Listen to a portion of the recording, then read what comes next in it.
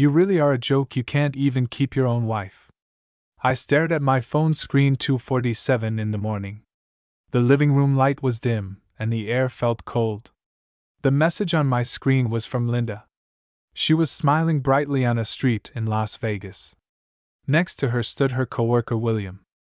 They were holding a marriage certificate in their hands. The background was a tacky pink chapel. The words under the photo hurt more than the image. I married William, you're pathetic. We started 8 months ago. Thank you for being stupid and useless this whole time. Your weakness made everything so easy. I stared at that line for 30 seconds without blinking. Then I typed one word. Cool. And then I moved. The computer screen lit up. The bank website appeared. I typed the password and shut down all her cards. Then logged into the main account and changed every password. Credit cards, phone bills, all updated with new information. Her name disappeared from the system one by one. I called the locksmith. 3:15, he said he'd be there in 30 minutes. I put on a jacket and waited by the door. It was raining lightly, the streetlights shining on the wet ground. 4 o'clock, the locksmith arrived. I watched him remove the old lock and install a new silver core. He asked what happened. I said I just needed a fresh start. By 5 the house was completely silent. New password, new lock, new air. I went back to bed and slept until 8. Then came the pounding on the door. 2 cops were outside. Their faces serious. One of them said they got a call that my wife was locked out. I held up my phone and showed them the message. She's not my wife anymore, she got married 5 hours ago. The older cop raised his eyebrows. The younger one tried not to laugh. They spoke quietly for a moment. Then the radio crackled back.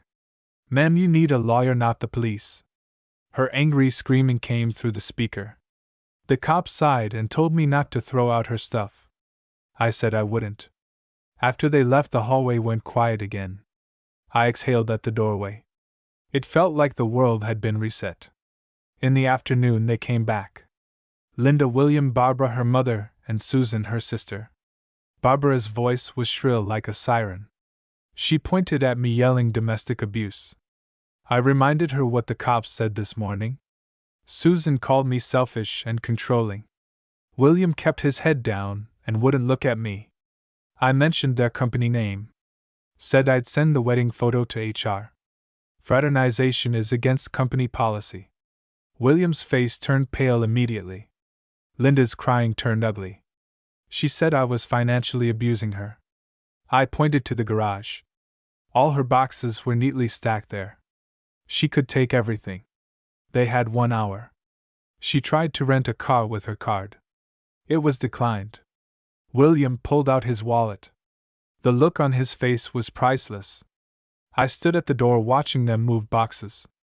The sunlight hit the tiles bright and clear. Linda's crying echoed in the air. A few days later I got a call from my lawyer. Linda wanted to annul the marriage.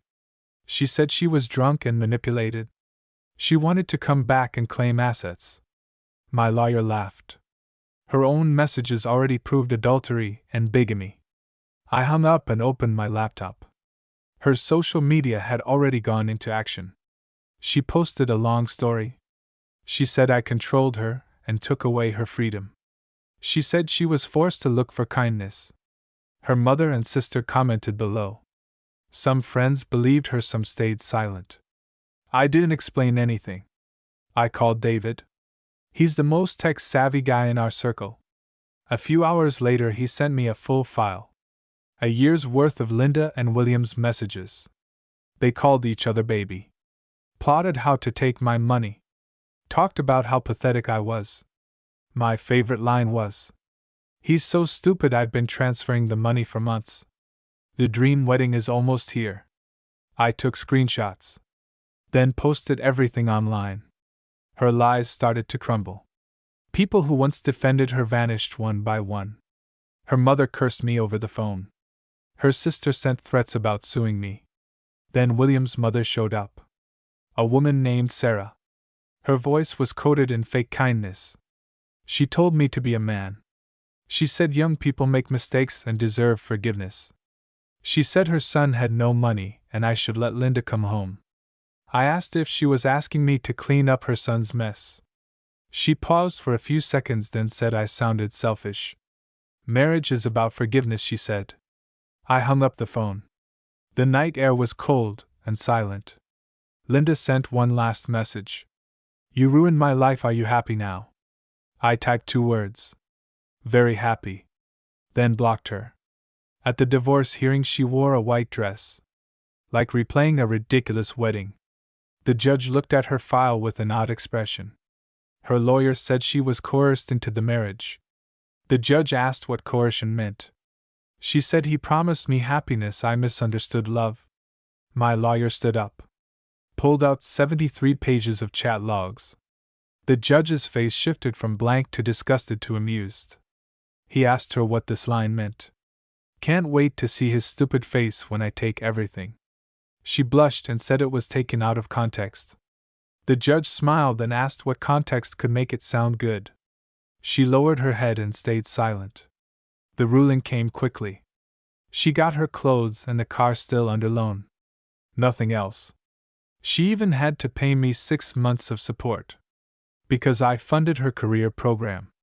It wasn't much, $500 a month. But the look on her face was worth millions. Outside the courthouse her mother screamed, accusing me of stealing her daughter's future. Her sister tried to throw coffee at me, but it splashed all over William's mother instead. The 2 of them started fighting at the door. Security had to break it up. William didn't show up. Word was he'd already gotten engaged to a new bartender. Linda knelt on the sidewalk crying. Her makeup smeared like ink. She shouted this wasn't the ending she wanted. Her sister sighed and offered her a place to stay. Linda shook her head. That apartment smelled like cats and sadness. Even her sister had nothing to say. Later I heard she moved back in with her parents. William lost his job. They were both fired. Her mother was banned from a coffee shop. Her sister posted online about cutting off toxic family. William's mom sued Linda for emotional damage. I sold the house and made a good profit. Moved into a condo downtown. Morning sunlight came through the glass into the living room. I had coffee with Jennifer from the gym. She wrote "Not William" on my cup. We laughed softly. My lawyer framed the Las Vegas marriage certificate. Hung it in his office. He said it was the easiest win of his career. Someone asked if I regretted it. I said no. She played a stupid game. She won a stupid prize. My only regret was not seeing the red flags earlier. Like when she said her ex was crazy for changing the Netflix password. I thought he was just petty. Now I know it was a warning. I smiled and closed my phone. The wind outside felt like a new page. The world was clear and clean again. Cool.